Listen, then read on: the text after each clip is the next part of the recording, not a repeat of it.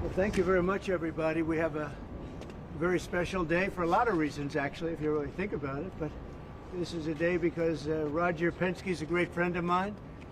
I've known him a long time. He received a few years ago the Presidential Medal of Freedom, the highest award in the country outside of the Congressional Medal of Honor. It's sort of the civilian version of the Congressional Medal of Honor.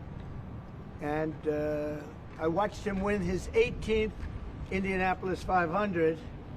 And now I just said, did you win 19? He said, well, actually, we won 20. He won 2 more since then. So that was like 5 years ago, and he won 2 more since then.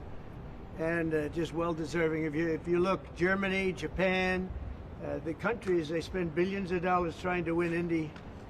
And I guess they do it sometimes, but not much. But he's done it 20 times, Phyllis. So he must know something about cars and racing, and trucks, too, by the way. He knows a lot about trucks. But he's been a very special guy, and he's brought some of our outstanding racing champions with tremendous courage and guts and grit. Hello, fellas. I didn't see you guys over there. That's a good-looking couple of teams, too. They have a lot of courage. And we'll see you in a second. So we're joined by the 2023-2024 NASCAR champion, Ryan Blaney, and Joey Logano. That's really fantastic, fellas. That's great. You get that car going, like as an example, on average, how fast will you About 190. About 190, you can have it. I don't want to go, but 190, that's fantastic. And on a straightaway, you'll go how much? About 190, 200. About 190 to 200. Well, it takes a special genetic, you know that, right? It's genes. Not only it's genes, really. Most people couldn't do that. Very few people could do it. The 2023 and 2024 Indianapolis 500 winner, Joseph Newgarden. Hey, Joseph.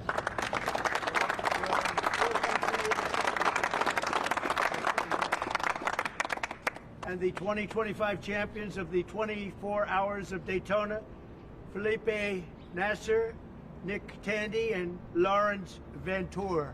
Thank you, guys.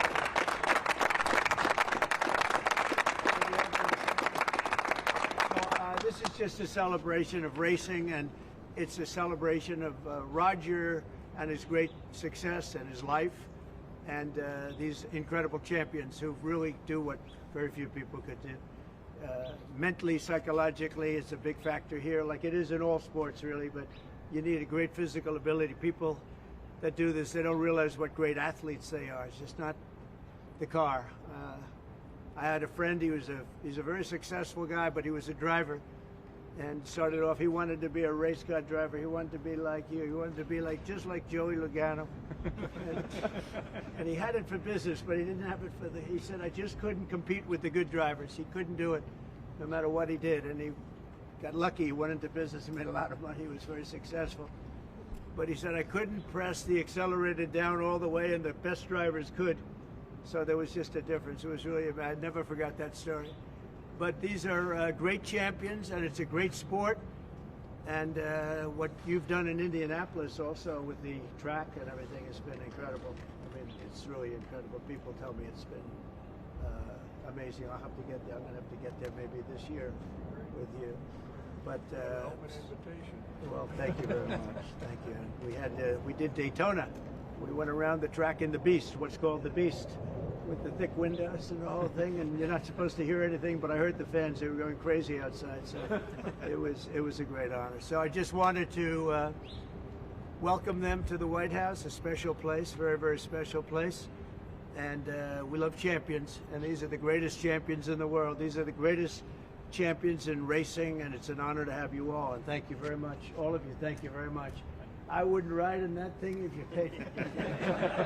How fast will that go? 240 plus. 240. Yeah. That's unbelievable. That's a weapon. Two-time winner of the Indianapolis 500, consecutively, right? Yes, sir. So what the hell are you doing? What do you eat? A lot of milk. Drinking a lot of milk, hopefully. Okay, I'm going to take some. And that one is pure speed and endurance, right? Correct, sir. Speed and endurance. Is that car a very different car than, let's say, this one? Very different? Very different. Very different. Yeah. Made for... You gotta last so many hours, Right. and we all shared the car, so three drivers. Totally different engine. Different engine. Everything's different. Everything. And you'll go, is it 24 hours? Yeah. That's a long time. And that car just, there's no let up, it's just constant, right? That's fantastic. Congratulations. That's endurance. Endurance is a big factor in life and success, I can tell you. So you guys have it. Well, thank you very much. Would you like to ask Roger or any of these champions any questions while we're here? Yeah. You started the morning saying be cool, and then just a few hours later, there was a pause put in on the tariffs. Can you walk us through your thinking about why you decided to put a 90-day pause? Well, I thought that people were jumping a little bit out of line. They were getting yippy, you know? They were getting a little bit yippy, a little bit afraid, unlike these champions, because we have a big job to do. No other president would have done what I did. No other president. I know the presidents, they wouldn't have done it. And it had to be done. What was happening to us on trade, not only with, you know, if you look at it, not only with China, but China was by far the biggest abuser in history, and others also, but somebody had to do it. They had to stop because it was not sustainable. Last year, China made $1 trillion off trade with the United States. That's not right. And now I've reversed it. It's for a short period of time, but we made $2 billion. We're making now $2 billion a day. And somebody had to do it. Roger actually said it. Charles Schwab was here a little while ago, one of the great financial people, and he said he's been waiting for 40 years for somebody to do what I did over the last month. And if you didn't do it, you wouldn't have a country. It wouldn't be sustainable. So I'm honored to have done it. And, you know, look, nothing's over yet, but we have a tremendous amount of spirit from other countries, including China. China wants to make a deal. They just don't know how quite to go about it. You know, it's one of those things they don't know how quite. They're proud people. And President Xi's a proud man. I know him very well. And they don't know quite how to go about it, but they'll figure it out. They're in the process of figuring it out, but they want to make a deal. And we have many other countries, as you know, many more than 75, and they all want to come. And they want to come here, or they'll go to Commerce, or they'll go to Treasury. We have our great senators here and congressmen. They'll call John. They'll do somebody. They'll go through somebody, but they're all calling. How do we do this? They all want to make a deal. Somebody had to do what we did, and I did a 90-day pause for the people that didn't retaliate, because I told them if you retaliate, we're going to double it. And that's what I did with China, because they did retaliate. So we'll see how it all works out. I think it's going to work out amazing. I think that our country is going to be at the end of a year or shorter, but I think we're going to have something that nobody would have dreamt possible. A man like Roger Penske, I don't want to get him in trouble with China, so I won't, but he would know that you have to, someday you have to cut the bow and you have to do what you have to do, right, Roger? And that's what I did, and I'm very happy to have done it. Mr. President, was there anyone the Prime Minister of Greece just told Breitbart's Matt Boyle that he thinks absolutely the European Union and the United States could work out a trade deal that's win-win and, quote, mutually beneficial to both sides. What do you think about the Prime Minister's comments, and do you think a deal could be struck with the European Union? First of all, I know him. He's a good man, and I appreciate his comments. Yeah, a deal could be made with every one of them. A deal's going to be made with China. A deal's going to be made with every one of them. And there'll be fair deals. I just want fair. They will be fair deals for everybody.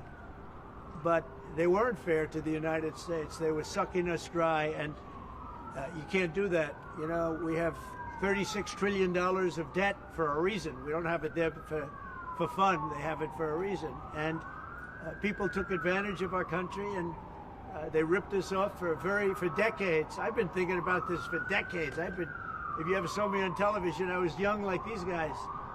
And it was a good old days, I'll tell you, Roger. But I was like these guys, young, and I was talking about it. Nothing changed, and nothing was done about it. Then I did it. In my first term, I did it, and did it well. We took in hundreds of billions of dollars from China and others, and I started the process, but then we had to fix up from the COVID mess caused by China. We had to fix up from that, and we did a good job of doing it. And when we handed back the reins after a rigged election, and when we handed back the reins, the stock market was higher than it was before COVID coming in. So, you know, we did a great job, but we didn't have time to do the big thing, which we're doing now. And it's, you know, it's like a patient is sick, you have to do surgery. Patient is very, very sick. And Joe Biden handed us over a country that was in very serious trouble, economically and in every other way. They let China run away with things. They let other countries run away with things. And maybe worst of all, in a certain way, is what they did at the border. We had people pouring into our country by the millions. Many of them were murderers and drug lords and thieves and people from prisons from all over the world. And there were people from mental institutions, insane asylums.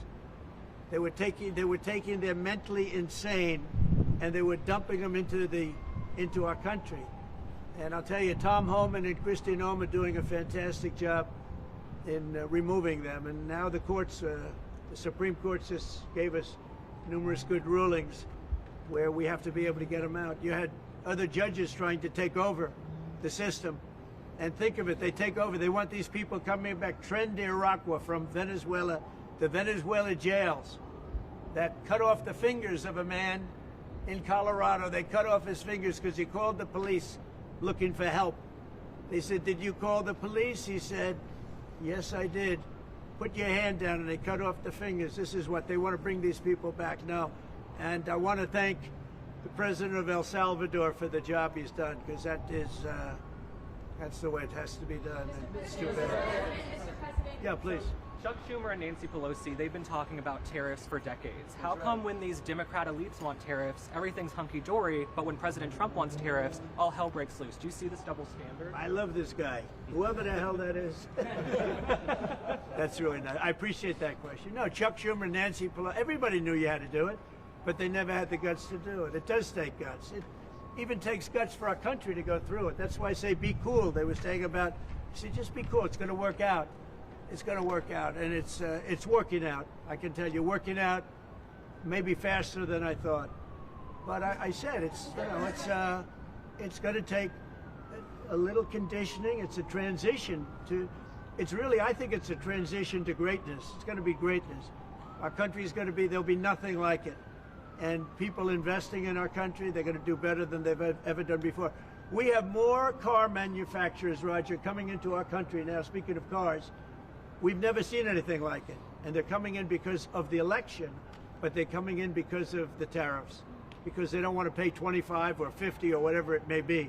They don't want to pay that. They can't pay that. We had 3 cancellations in Mexico, building a plant. They're all coming into the United States. Canada, they're coming in. From China, they're coming in from everywhere.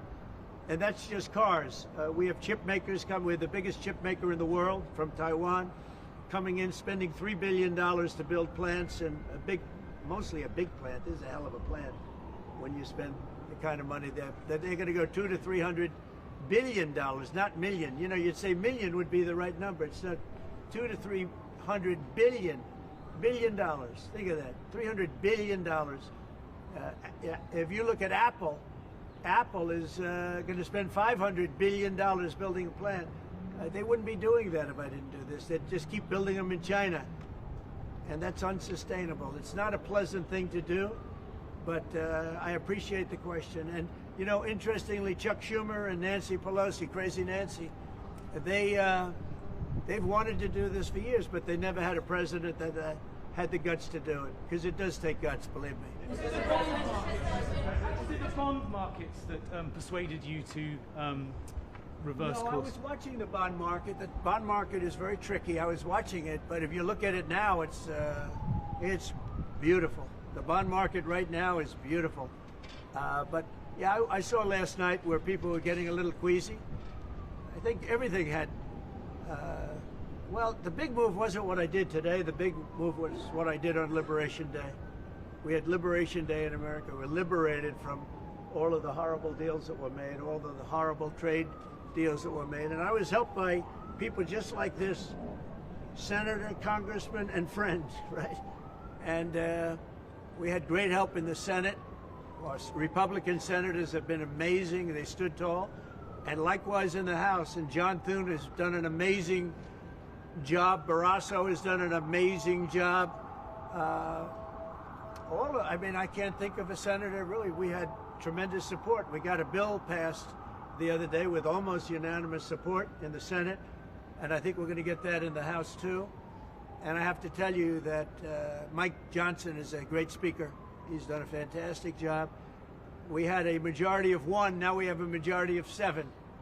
And you don't realize how big 7 is until you have a majority of 1. 7 sounds like so much. But we're doing well. But Mike Johnson and John Thune have done a really great job. Mr. President, was there anyone who influenced your decision? Did you speak with anyone, Jamie Dimon? Did you speak with anyone? Well, I watched Jamie Dimon on Maria Bartiromo's show this morning, and he was very good. He said that, actually made the statement to effect that something had to be done with the tariffs and trade. He said that. He said, look, at some point, but he said something has to be done with tariffs and trade.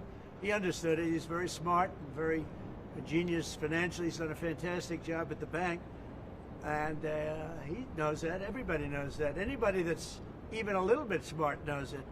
It wasn't sustainable what was happening. Somebody had to pull the trigger. I was willing to pull the trigger. This should have been done long ago.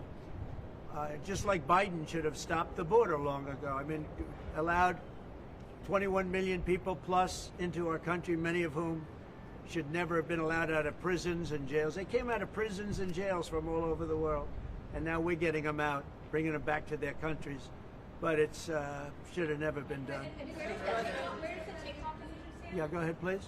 Sir, would you consider exempting some U.S. companies, maybe some larger companies who have been hit hard in the markets the last few days during this 90 days? As time goes by, we're going to take a look at it. There are some that have been hard. There are some that, by the nature of the company, get hit a little bit harder, and we'll take a look at that. Yeah. How do you determine the next 90 days? Just instinctively, more than anything else. I mean, you almost can't take a pencil to paper.